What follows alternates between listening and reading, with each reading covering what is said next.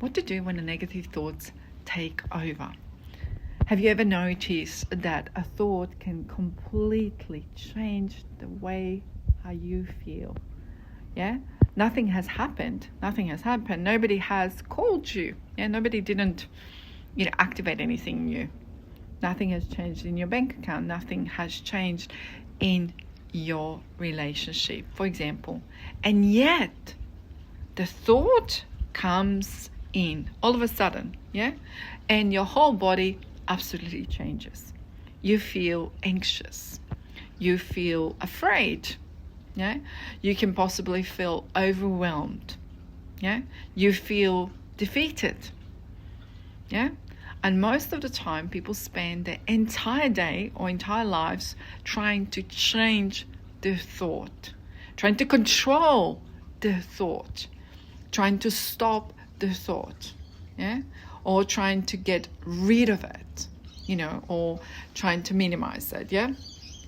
But I will say to you, one of the greatest misunderstandings we have as a humanity or as human beings is believing that because we think something, it must be true. And I want you to pause that and really sit with this. Because every single day, people walk around carrying thoughts. Yeah, carrying thoughts. I'm not good enough. Everyone has got a story. I always say this. And they think about it, because I see this in my world when they come and see me. It's like, nobody understands me. They would say to me, I'll never get what I want. I must be just missed by God. You know what I mean? What if this doesn't work? And the list goes on. And the mind presents those thoughts as facts, because you're attracting this as a magnet. And then you're focusing to see it in the world. Oh, you see? It's correct. It's correct, but it's not. A thought is simply something that appears in a consciousness. Yeah? That's all. Absolutely, that's all. The mind produces the thoughts all day long. All day long. Just like a heart pumps the blood. Yeah? The mind produces the thoughts. If we can just follow this. And yet most people have never been taught that they are not their thoughts. Yeah? They've been taught to identify with every single thing that passes through their mind, like it's a script. So imagine sitting beside a road. Cars are driving past, yeah? Some cars are small and some cars are large. Let's go say that. Some are loud and some are absolutely quiet. Now imagine running into the middle of the road and trying to stop every single car. You would be exhausted. And that's what most people are trying to do with their thoughts. Yeah, every thought arrives and then they immediately engage with it in their brain. They analyze it. Yeah, fight it, defend it, thinking about it. What does it mean? They're trying to explain it. Worry about it, yeah? Trying to get rid of it. And that's where the substance comes in, yeah? And then they wonder why they feel mentally exhausted on the end of the day. So the problem is not a thought. The problem is attachment to the thought meaning, yeah? Because the moment you believe a thought without questioning it, your body responds. And a thought can say, what if nobody signs up? Let's go say that for my business clients. And your nervous system reacts. A thought says, what if they reject me? And what happens is your body contracts. A thought says, what if I fail? And suddenly, fear floods your system. Not because the thought is true, but because your body believes it. And this is why so many people live in a state of chronic stress. Yeah? And they're not responding to reality. They're responding to the thoughts about reality. Yeah? So read that again. They're responding to the thoughts about reality. So they're not responding to reality. They're responding to their interpretation of reality. And these interpretations are usually based on old conditioning, the childhood and the past experiences. That's why I'm pointing to the back. Old wounds, childhood stories, inner child wounds, identity patterns. So the mind is constantly trying to predict the future based on the past.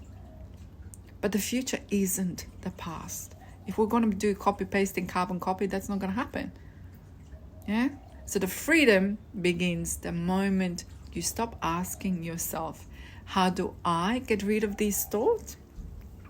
It starts by you asking this. Is this thought actually true? Not emotionally true, but factually true. Factually true. Because many of the thoughts that create suffering fall apart the moment they're examined. I'm not enough. According to who? I'm too old. Says who? It's too late for me. Based on who? Who says this? I will never succeed. How do you know? Most people never question the thought. They simply absolutely believe it. And then they build entire emotional experience around it. But you are not your thoughts. You're not. You are the awareness observing them. The fact that you can notice a thought means you are separate from it. And do you see that concept? So you're observer, not the thought itself. And once you begin see this, something extraordinary will happen. I promise you this. You stop fighting your mind. You stop trying to control every single thought. And you stop making yourself wrong for being a human. Because negative thoughts don't mean you're broken. They don't mean you are failing. They don't mean you are doing life incorrectly. What they simply mean, you have a human mind. And the goal is not to have no negative thoughts. The goal is to stop worshipping them. To stop treating them as absolute truth. To stop allowing every single thought to dictate the quality or duality of your life, because there will always be the thoughts. But awareness is the freedom. The awareness is the freedom. So the next time a negative thought comes in or appears, I want you not to panic. Don't fight it. Don't analyze it for the next 3 hours. Simply notice it. Observe it, and then ask yourself, is this actually true? Or is this simply an old story passing through my mind? Because the moment you stop believing everything you think of, you begin to experience a level of peace that has nothing to do with circumstances. And from that place, you become free. Not because the thoughts disappeared, but because you finally realized they were never you. They were never you. And remember, limit doesn't exist.